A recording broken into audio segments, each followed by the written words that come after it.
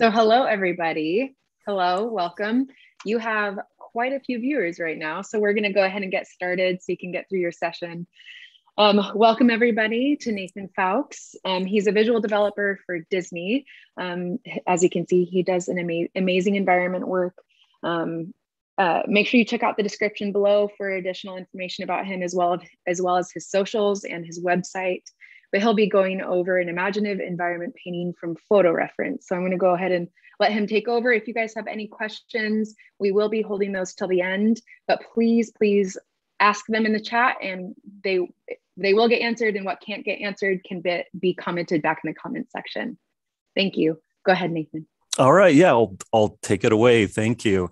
Yeah. So good to see all of you. I can't see you physically, but we're living the dream here at Lightbox. So let's talk about making art, because that is the big dream, right? We just can't sleep at night wanting to make a better painting than the last one that we did. So my topic today is painting imaginative environments using photo reference.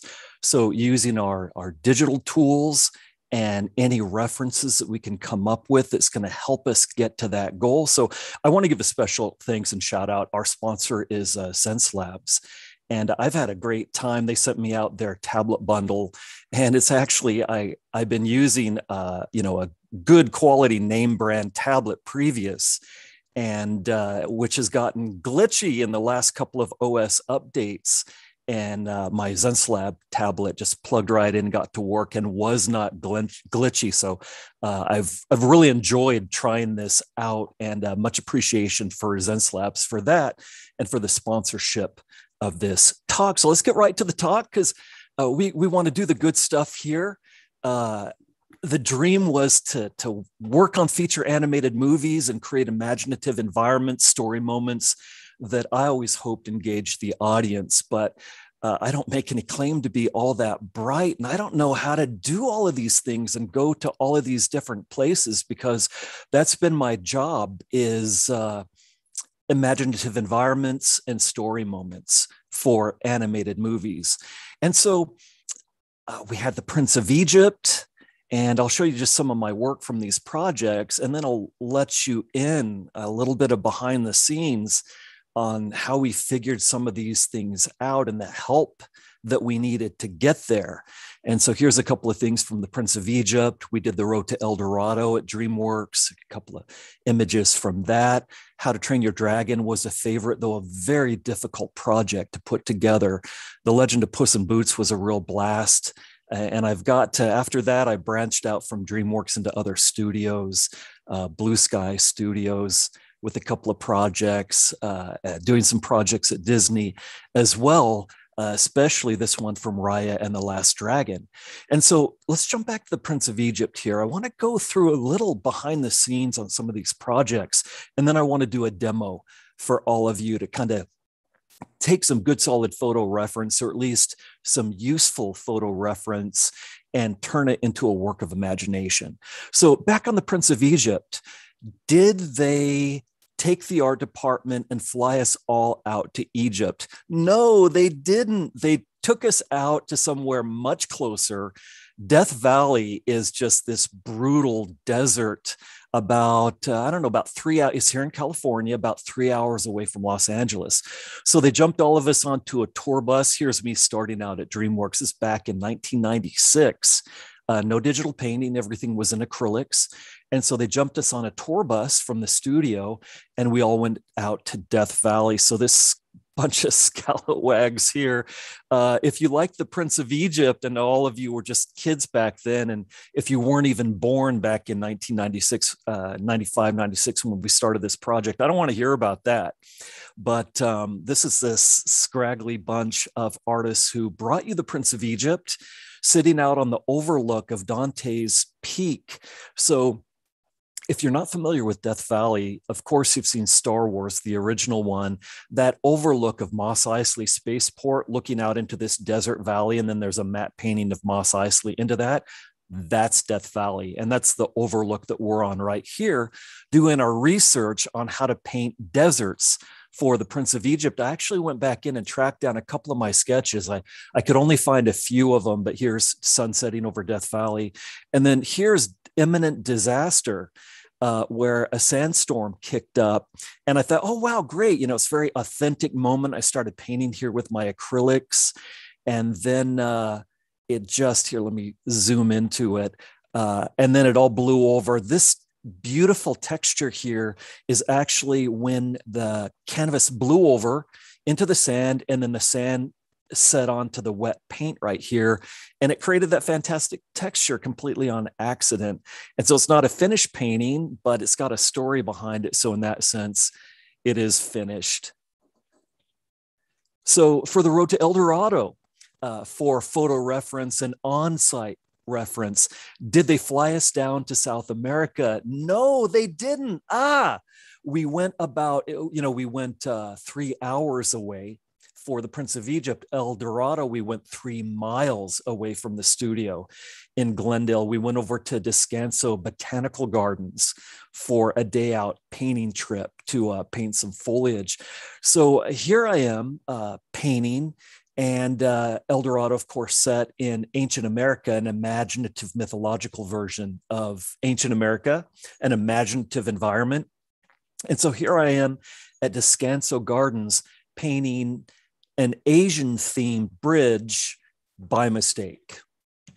But hey, I had a great time painting over there at Descanso Gardens, getting the feel of some foliage, and then trying to translate that to the show. How to Train Your Dragon. We also had a trip. Did we go out to the fjords of Norway to get that authentic Viking experience? Well, no, we didn't. We went about how many miles? 20 miles away. We went down to the rocky beaches of El Matador here north of Los Angeles. And so here I am, my little sketch kit painting away out there. But so we did get to do a little bit of research.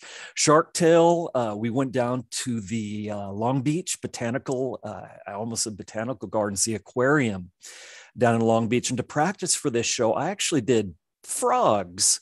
And I think I was working out of a book. I don't have a collection of frogs. If I recall, it's this beautiful book called Fantastic Frogs with beautiful photography. And I was sketching from it to try and get a feel for these interesting patterns that come out of nature. Because, in all of these different shows, I don't know how, I don't know about Egypt. I don't know about ancient America. I don't know about Spain. I don't know about the aquarium. We went down, we did a show set in the sewers of London. We did a show set in a garage. And I'm not an expert on all of these places. Legend of Puss in Boots, we didn't go to Spain, but we took a look at San Miguel de Allende in Mexico that has that amazing Latin American and Spanish flavor. And so a couple of sketches from that location. Okay, and then I got to do a little bit of research in China. And so here I am, and I'm actually going to paint the demo coming up shortly. I want to go over a few things with you. But the demo coming up shortly is actually set in this location. And I really dove in to get a full, authentic experience there doing research in China. So let's go to then photo reference. So I'm going to tell you, some of you were with us yesterday, and I've had a bit of a theme going this weekend. And I'm going to tell all of you one of the things that came up yesterday. Because you look at my photo here, this is in Death Valley, not the Prince of Egypt trip, but I love Death Valley. It's actually quite an amazing place. I've gone there to paint 3 or 4 different times. Don't go in the summer. You go in March or you go in October, and the weather is beautiful. Don't go in July and don't go in January. It does not work out. It's I believe, the hottest place on earth during the off season. So you might look at my photo here and say, well, gee, Nathan, I mean, you take a better photo than this. I mean, it looks like a snapshot with, an out of date Samsung, which that's exactly what it is. You could invest in an SLR and shoot a beautiful photo, even, get the new iPhone. It's going to take a better photo than that. You got to have good photo reference. Well, what we do have to do is get the photo reference that works for us. And I'll tell you what works for for me, because I've been preaching this. What works for me is bad photo reference. I'm completely serious about that. Very poor photo reference, because if I shoot a beautiful, gorgeous photo, I feel like, well, gee, the job is done. I don't want to paint that. It's just going to be copying something that's already working. No, I want to be there on location. I want to experience the location, do some sketches if I can, take some notes, and shoot some quick snapshots with my phone. And I want those snapshots to just be snapshots, because I want the luxury of putting my own experience and my own interpretation into the photo reference and creating for my audience the experience. Because the thing I always say about environment design, we are not painting a place. Rather, we are creating an experience for our audience. And so bad photo reference, interestingly enough, lets me do that. So Death Valley here, and we were working on, this was the Legend of Puss in Boots. And early on in the show, this is about a decade ago, everyone loved Puss in Boots from the Shrek movie. So the studio decided to give him his own show and do a follow-up movie. And in fact, I was the first artist to start working on that show. And so in the script, there were all these crazy locations that, of course, they all got cut out of the movie as it went through drastic story changes. They threw the whole thing away and restarted the show even after. But it called for originally, this tower, this precipice that Puss in Boots was meant to travel to, out in the middle of this mysterious metaphorical version and metaphorical version of the Spanish desert. And so, I went back to my photo reference of the desert that I had, because at that time I hadn't had the opportunity to travel to Spain. And I went back to my Death Valley photos. And this photo was very inspirational in the kind of feel that I wanted to put into this. There's none of the actual photo. I'm not putting that photo nor photo textures into it. It's painted in Photoshop on a tablet. But I'm taking my experience of painting on location and creating from this as photo reference, something that I hope will be an engaging experience for our audience, which of course got cut out of the movie. And I'm going to blame somebody else for that, not me. Couldn't possibly have been that they didn't like my original paintings. So also in the show, there was a port city, and the port city did make it through, though it went through a lot of changes. And so, I'm not an expert on port cities. Of course, I got onto Google and looked at this and that, but I wanted to get to, I didn't want to copy somebody else's photo from Google. And so I went into my own photo reference and along the Central Coast of California, where I've loved spending a lot of time. And I really loved this spot and felt like there might be something in it. So I grabbed this because I feel like there's a kernel of a good idea here. And I took that and I turned it into a nighttime version of our port city. And you can see between the two, I'm really taking what's working in this photo, but then turning it into something completely imaginative for the audience.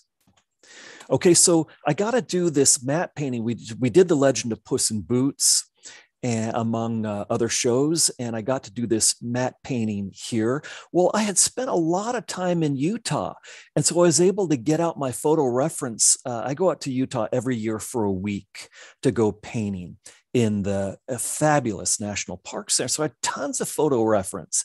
So I looked through and grabbed some different pieces that had some helpful textures, some helpful red rock.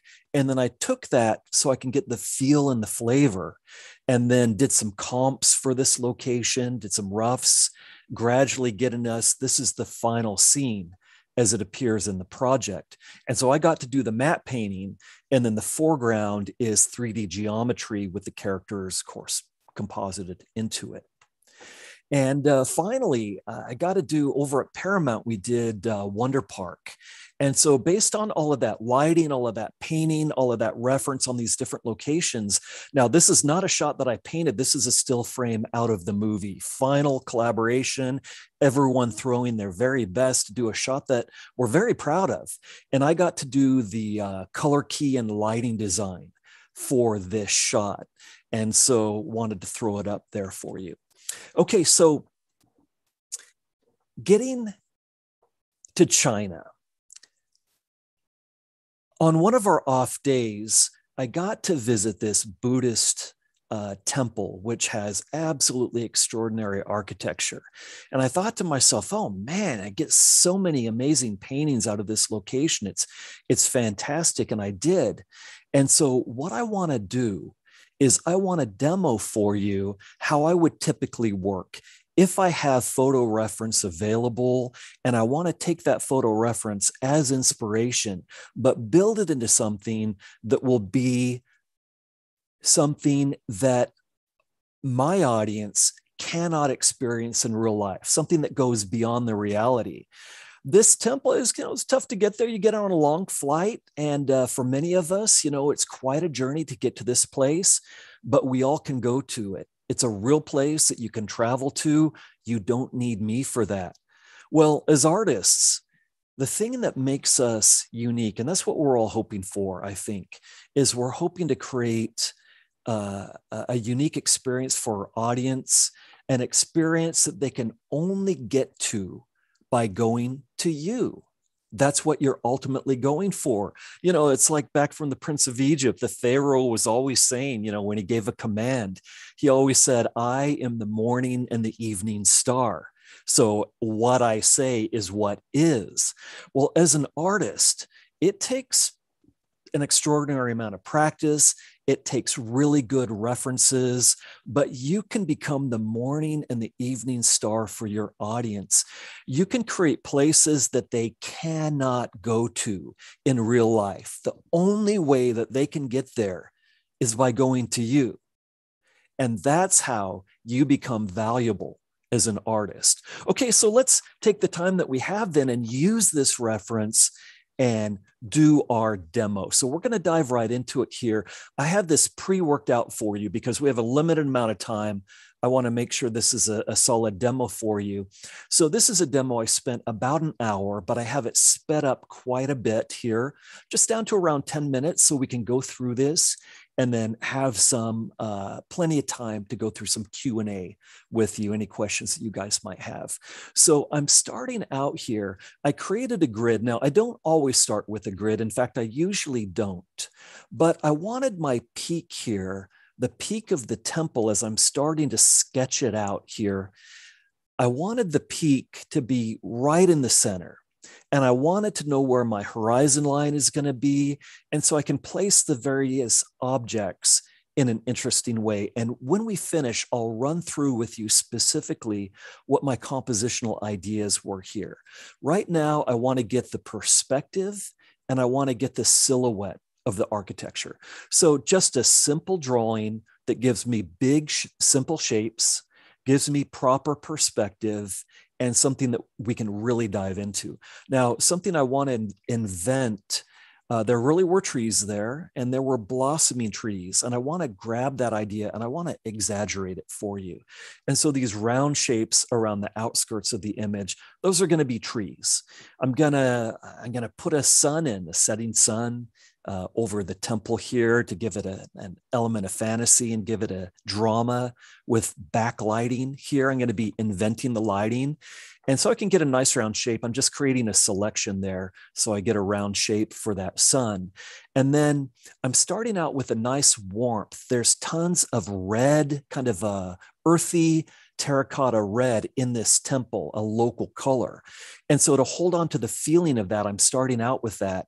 And then I'm just using a big brush, super big brush, getting big, simple shapes. What's my simple idea here? Well, my buildings are going to silhouette against a lighter sky and against an even lighter sun. And I want some nice diagonals up in the sky, just a little bit of a windswept kind of quality in the sky to give a little action. And now I'm going to come up into the silhouette of my buildings. And because they're right up against the sun, I'm going to have some transitions there. I'm going from a warm right next to the sun and then gradually getting darker and more neutral until I gradually get out to cooler tones. Because that backlit atmospheric quality, you get that bloom, that glow, and I want to get that. And so that's why I'm getting these transitions.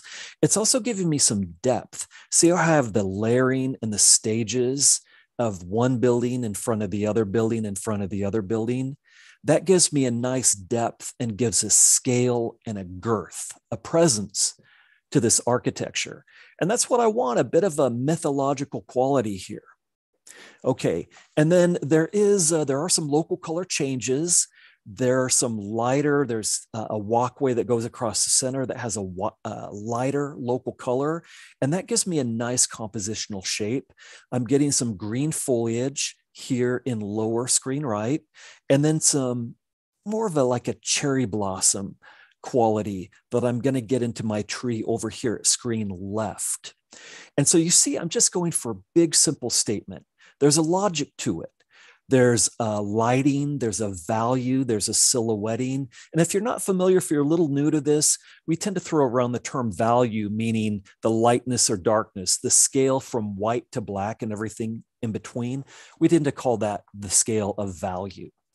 And so I'm throwing all of that at it and also thinking about a backlit quality so I can get some nice rim lights that have a sparkling warmth to them, get a little bit of a glittery quality. After all, there was some gold and some brass on these buildings. And this is not going to be a hyper rendered demo. In fact, it's not going to be very rendered at all. I'm going to call it more than a comp, though. I'm going to call it a loose concept that we're working on here, something that has the splash of emotion and attitude that we can say, hey, if it's for a project, we can put it up on the wall or put it out on the server for people to check out and say, this is the mood and the emotion that we're going for this particular location. Okay, so I'm getting that rim lighting in there, just having it fall across different areas. And then there's nice textures to the edges of the building. There's nice breakup. And so I'm getting that traditional Asian architecture. And so I'm putting contrast where I think it'll be useful because our eyes tend to look at contrast. And so as we create that experience, we have to make decisions about what's most important in our images. And so I'm putting more contrast in the central area, you see. That building, that's where we really want our focus there. And so I'm really putting in the lights and the darks and the textures and the details in that area. I am going to put those things in other areas, but not as strongly, because if I get out of control with those textural and those very active elements, if I put them everywhere, I think the image will start to fall apart, because an image that tries to be about everything by default starts to become about nothing. We can't let that happen. So I kind of have a little bit of a hierarchy in mind. What's most important? What's next? What's next? What's next? And make sure that I follow that so my image feels like it has a quality of purpose. Remember, trying to engage the audience, trying to give them a unique experience. And so I have to be purposeful. I have to make sure the image has an overall sense of purpose to it. Okay, so I'm getting in plane changes here. You can see the front planes, the side planes, the spires are really important. That kind of lifting your eyes up that a temple will do. Seems that all cultures in history have built temples or some form. They want to kind of sharpen, their intent has been to lift your eyes up or convince you about something greater, make you think about something that goes beyond the mundane. And so they design the architecture to create that feeling, that experience. And I've got to follow up on that. And now I'm getting into my foliage. Part of the purpose of the foliage, I have so much red and so much gray that some of these greens are going to be a nice relief to all of that red. And so that's why I'm kind of cheating in trees that didn't really exist, not exactly as we see them here, because it's going to serve my image. So I have a foreground element here, just a little bit of a temple spire peeking in there. And in front of it, I've got kind of a leafy cherry blossom tree. And I'm just using a leaf brush, nothing fancy. You can get a million different leaf brushes if you don't have a good one on the internet. And I usually just use a brush that has kind of a leafy scattered shape. Even more often than that, I just use a brush that has some nice texture, nice breakup of texture to it. I don't have a special brush pack, just some simple brushes, some brushes that have some simple textures and a few things that feel like leaves or foliage or surfaces. Okay. And so I'm just turning my line drawing back on here to kind of double check, suggesting some branches coming into the trees. And my branches are tipping with the composition. They're kind of tipping outward and upward to follow the thrust of the composition. I'm not copying what's in the photo reference. There were trees there and they're part of the inspiration, but I'm not going to mindlessly copy what those trees were doing. The tree trunks curved in a way that was not useful for this image. So I've got to be the one to make that choice. Okay, so to give it a little more purpose, a little more scale and visual interest, we're just suggesting some people down there. Yeah, I have a people brush. I just have a little brush that has the shape of people that I just scattered in there to quickly solve a problem. And then I added just a little bit of contrast there, went to a sharpen, just a standard Photoshop sharpen tool. Everything I'm doing here is in Photoshop on my tablet. And I'm pushing and pulling. I call this my search and destroy part. Anything that's creating a distraction, I go through and I take it out. Can't allow a single distraction in my image. And then I look, is there anything that isn't purposeful enough? It needs more punch. It needs more contrast. It needs more presence. And I punch that up. You see me doing a little bit of a blur here. I want a little in the background. I want a real feeling of luminous atmosphere. And so I want a bloom, let's call it that. And so a little bit of a blur, not everywhere, but I created the blur and then I only brought it back into the areas in the background where it would have a nice bloom and give a sense of atmosphere and depth. I placed that in as well. So my very last step here is to bring a little bit more texture, a little bit more presence and attitude in the more important areas. So I just have a brush. It just has a repeat on it. I just separated out the spacing. So as I pull my brush along, it just does that for me. And oh my gosh, my friends, I've spent so many hours, doing background scene painting and matte paintings and acrylics, back in the 90s, and I love that. And I paint traditionally when I can, but digital can solve some problems and save some time. So that's what I'm doing here. I just need to suggest texture in the important areas. But you see that painting emerging. And I hope that sense of purpose is coming through for you because we're almost done with it. I'm just kind of pushing and pulling, and I think we about got it there. We got it. Okay, so it's a loose painting. It's a splash of a painting. It's a concept. It's taking inspirational photo reference and making careful choices on what kind of a mood, what kind of a feeling, what kind of emotion it's meant to have, and then take everything out of the photo reference that would distract from that and imagine and invent what would push the audience towards the chosen emotion. Okay, so I hope you like that image, and I want to make a few points about it. And it looks like our timing, we're doing really great here because we're going to have some time to go through Q&A with you. So I want to point out, I did all kinds of fancy, my color trickery. And even if we jump back, as I started to layer that color in, I hope I described it in a way that was useful for you as I put all these different colors in. Because what I was thinking about, what is the quality of light? What are the local colors of the objects, the buildings, the trees? What are their actual colors independent of the light? And then what is the quality of atmosphere? Those three things, that's everything. We have local color and then the light shining on the objects with their local color and any influences of atmosphere that's present. And so those three considerations are what are driving my choices. So if all these different colors I'm throwing at it, if there's some confusion in it, well, there probably are. I've been painting for a long time. I started professionally, I think it was 1994. I was in college and studying for way too long. My friends went to a regular college, then went to an art school after that, and still, oh my gosh, that's so much more to learn. I've kind of, been giving myself my own college ever since then. I've devoted an hour a day, every day, ever since, outside of my work, for my own personal study. And I want to point out then that there absolutely is a logic to that process. So I broke down the image here into something a little bit simpler so you can see, hey, here's what the lighting is. Here's what the simple graphic local colors of the objects and architecture are. I've just changed the building into simple, it's a cube. You know, it has a front plane, a side plane, and then that top has that triangular shape.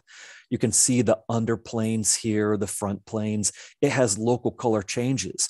This is a very light gray, that walkway in here. In the middle here is, that's a red, kind of a brick red terracotta local color.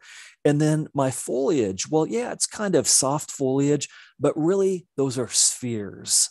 And it's green local color catching the light.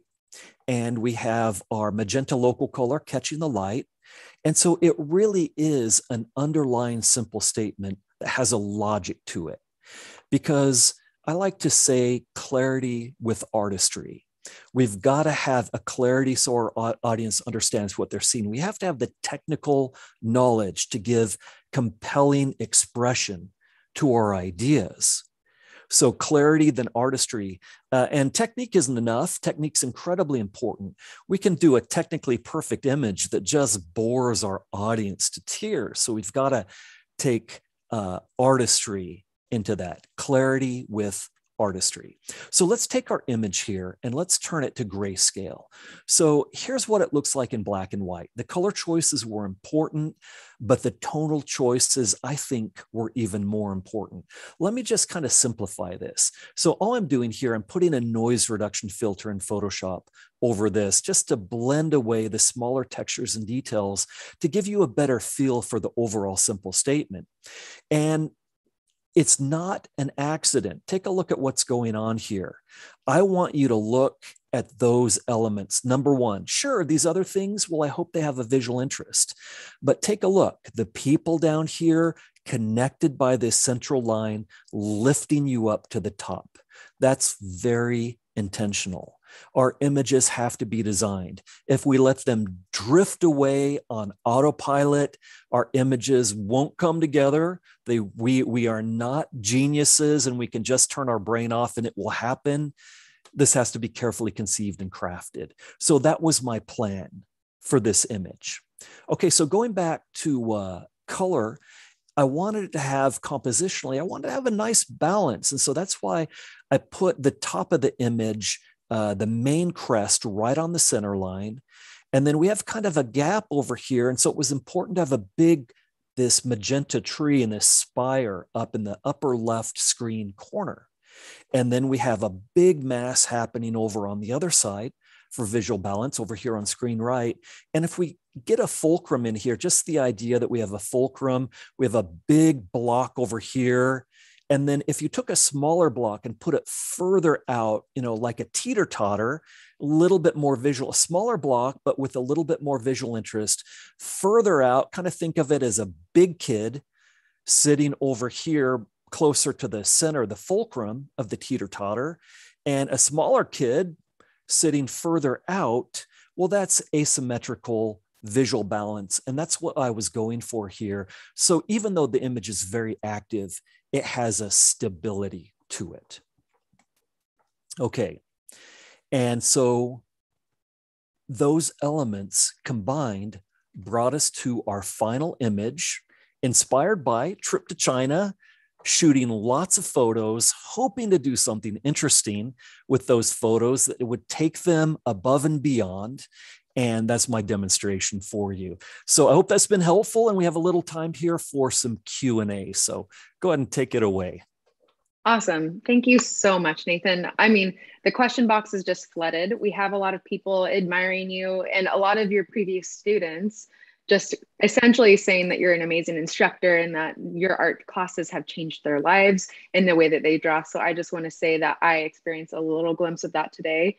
The way that you really took it down to the basics and really showed your process and made it feel more attainable for artists that maybe don't feel super confident in their skills of just going through the shapes and, you know, we're bringing into a focal place for the purpose of this. I think that your process is just, like people are saying in the comments, so important, impactful for the way that people view and execute their art. So thank you so much for doing this session. You got it. Let's just open with questions because we have quite a few. So Vico Fredeli, I'm sorry if I butchered your username, asked, do you draw perspective lines or just do it by ear or kind of on the cuff, off the cuff? Yeah, it depends. I used to always put a perspective grid, and I strongly recommend it. But you do something enough, and it starts to become autopilot. That's a great thing about human nature. You can be just a very average human being, but if you practice difficult tasks, every day, all of a sudden, you put a skill set together that goes way above and beyond average, even though you're an average person. So it starts to become second nature. And that's very useful because perspective, we're doing these, I'm a 2D artist, I work digitally professionally, but it's seen on a flat screen. And so that quality of depth and presence, perspective is so important for that. So I used to always work out a perspective grid, and I still do often. Sometimes if I know exactly where I'm going with it, I have the confidence just having done it for long enough. But you can't go wrong with a perspective grid. Great answer. Ling Zhang asks, how concerned are you about your uniqueness of concepts when it comes to painting with your imagination? I know it's hard to make something completely original, but I still get overly concerned about it being completely unique. Yeah, I don't worry about that too much because I don't know. It's a strange balancing act where if you're trying to be unique, then you have a forced, then you're bringing a forced quality into your image. And there's nothing wrong with experimenting with style and taking it as just as extreme as you can. And then coming away with it. Maybe I can use this example because I know of someone who they went to a music school, studied music, and they did this back in the early 90s. And so that crazy atonal, that was like the academic thing. Like, let's put aside, tradition, let's put all that aside. And we got to do something new and original. And there was this whole atonal thing that just, you could not cover your ears fast enough to make it go away. You couldn't run out of the building and get away from the sound of it. But he experimented, he did all kinds of crazy stuff, and he had that kind of crazy college experience. And then he went mainstream and actually had some big success. And so there was this unique quality to his music that came out of that crazy experimentation. But for anyone to be willing to listen to it, it kind of came back to a place where people were willing to hear it and even enjoy it. So I kind of see style like that. So sure, absolutely. There are some tropes that are so familiar. You have the lone knight standing on a precipice, where the atmosphere gets lighter and lighter and lighter as you go into the distance. I mean, oh my gosh, we've seen that so many times. Even when it's done well, you're like, please don't do that. You got to come up with something different. So there's a line between cliche and experimentation that I think is going to be your comfort zone. I like that ending between cliche and experimental. I think that was a great answer. Duamar Rios, again, apologize for butchering. I love your painterly look. How do you achieve this without overly blending? I find it easier to do it traditionally, but digitally, I can't help but blend till smooth. I have a trick, and you're going to be so disappointed because you think, oh yeah, Nathan's really painterly. He just, I don't know, do I need his brush pack so I can do painterly? Well, no, you don't. That's the last thing that you need. So I'll tell you, I'll give up my trick. And here's what it is. So I'll do, my process, pretty typical, is I'll do exactly what all of you just saw. If it's going to be a particularly difficult scene where I need it to be bought off on before I spend too long going in a direction that the director doesn't want, maybe I'll do a few comps. just to kind of get an idea rolling and show it the production designer, the director, whoever, like, hey, I'm thinking, here's some ideas. I'm thinking of going in this direction. And sometimes it's good to have a buy off so you don't waste time. And then I'll do a piece like what we just saw. And sometimes that's enough. And often, though, we need to take it even further than that and really give the information. It's going to go through the texture. The texture department is going to look at it. The modeling department is going to look at it. And yet everyone wants to see something that's fresh. And so I do what we just did. And then if I need to take it further, I paint right over top of it to give it a better, stronger finish. But I always keep the original comp, the original concept.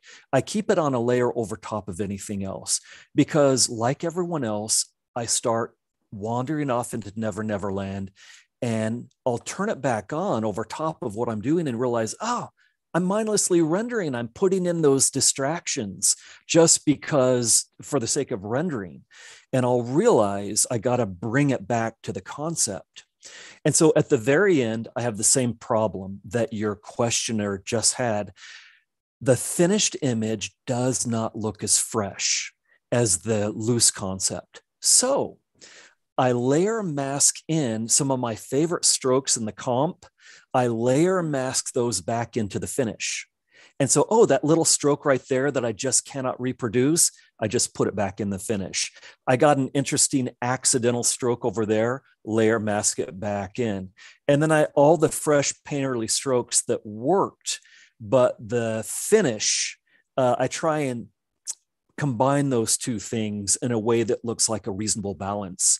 And then people say, oh, wow, it's really painterly and digital. Wow. How did you do that? And then, I'm like, oh yeah, I'm a professional. You don't even need to know I've got this, I've got this thing locked, but that's what my secret is. That masking in your original concept, that is awesome. Because there are points when you're painting digitally that you can't replicate that feeling or that what you emoted in that initial concept. So masking it in is such a great piece of advice. A lot of people are wanting to know where you get the people brushes and just brush packs in general. So I wanted to ask the question if you have brush packs available for download. No, I don't. And one of the reasons for that, I never do, but not because I don't want to. It's a little bit awkward because over the years, all the different studios, I mean, something that I'm very proud of, but was really difficult. I mean, it was, I don't know, now I saw this and I start to feel really self-conscious about saying this because it's too much attention.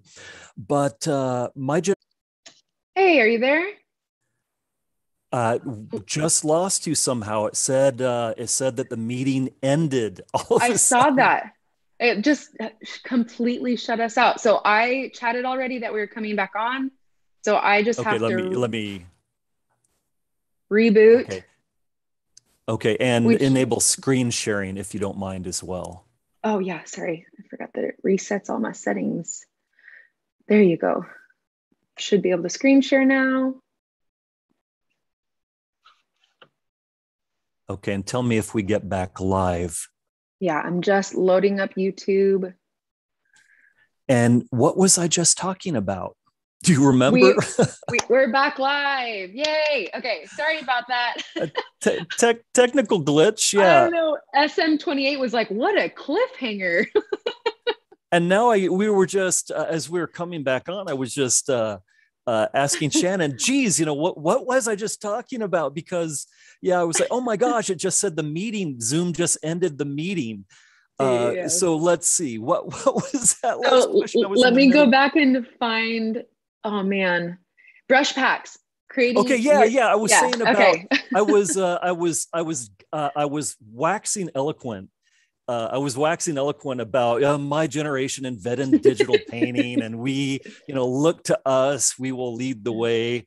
But it was quite an interesting transition. So we painted everything in acrylics, and then we saw Craig Mullins, who DreamWorks brought Craig Mullins out in 1998 to do some digital training, but we didn't actually go digital for another film until we did Sinbad Legend of the Seven Seas. We switched to Photoshop from acrylics. And so, we developed our own brushes. There were no brush packs, no nothing. So what I'm getting at is a bunch of my friends at the studios and the studios themselves developed all these brush ideas and all this stuff.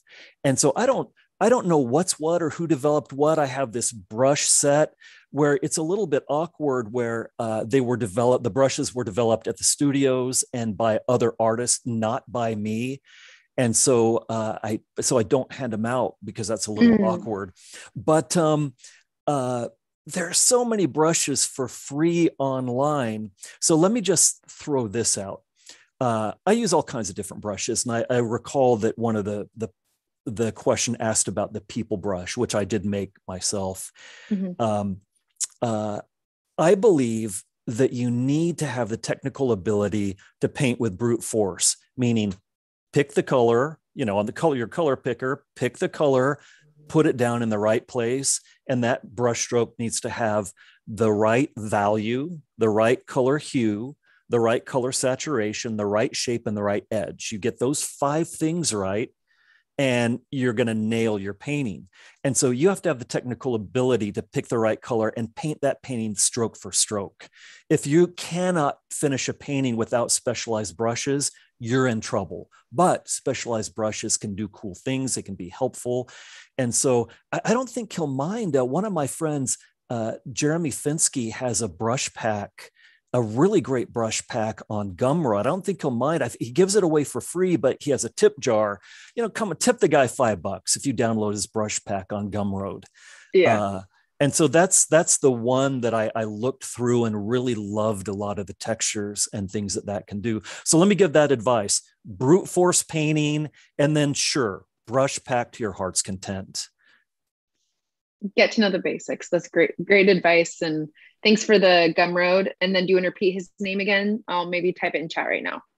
Yeah, Jeremy, and the last name is spelled Fenske. Awesome. Yeah, I assume he won't mind. He's in fact, he probably will appreciate it. He's put that out publicly, and I believe, you're all going to go there and he's going to have turned it off, last week or something, because it's been a while since I've been over there, but I believe it all should be up. Awesome. Well, I chatted that in the live chat. So if you guys want to access those, feel free to look it up on Google or on Gumroad, and they should be there. We have another question from Vicho, and he asked, what do you consider distractions in your paintings? So when you were in your paintings earlier, you described how you want to make sure that there are no distractions from what you're painting. So can you explain more about what that means and how you identify them? Yeah, I really appreciate that question, because that's absolutely critical. I mean, in our paintings, depending, we tackle all different kinds of subjects, as I talked about at the top, and we're not experts on all those different subjects, go from project to project, and you're in Egypt, and then you're under the sea, and then you're in ancient America.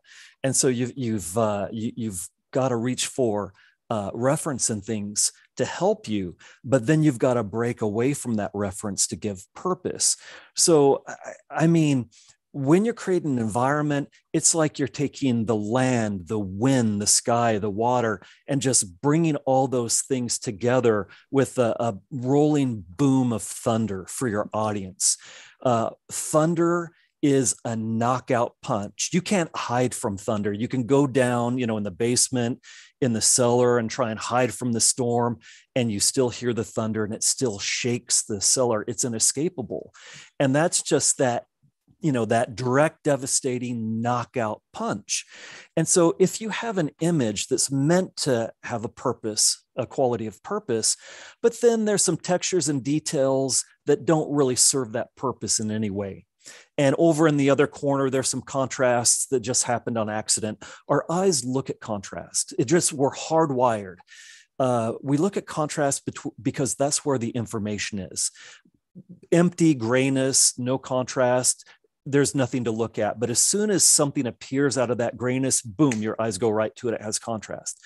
So our eyes want to gather as much information as possible, as quickly as possible. So we're hardwired. Our eyes jump to the area of greatest contrast because that's where the information is. And so we have to design, and so much of painting is about designing contrast when you're composing a painting. And so it always happens. Little accidents of contrast happen, and sometimes they're good. Hey, oh, that kind of helps. Happy accident, leave it in there. But over here on this side, there's this contrast that keeps pulling your eye away for no good reason.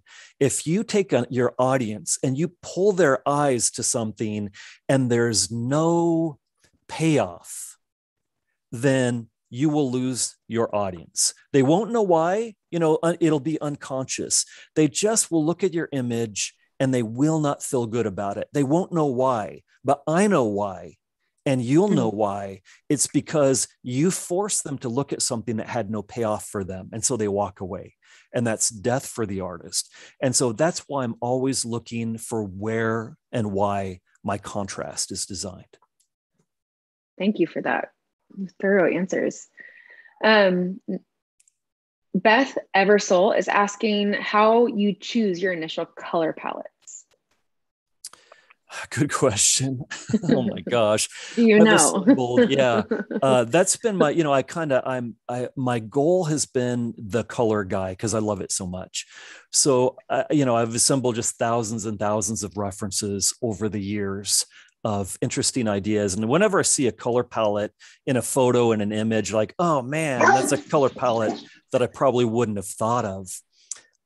I grab that reference and try and get inspired by it. And my goal has been with those thousands of references. I mentioned I spend about 1 hour every day, and I try not to ever make an exception on this, practicing outside of my regular work. And so my goal has been, the first decade or two, to do a study, a little copy of every single one of those references. I mean, by the thousand. And I'm just talking about a little 10, 15, 20, 30-minute thumbnail to try and learn what that color palette is. And then you internalize it. It becomes part of your repertoire. There's nothing wrong with that. You take someone else's color palette idea and you internalize it. And then, you have your own subject, and maybe there's something from it that can inform your idea, and you bring something new, to your own ideas, your own subject. And that's how artists work. And so I've fought as hard as I can to internalize all of that. And so some of that's, learned, and some of that is going out and looking at references and getting inspirations, and then doing comps and running with those.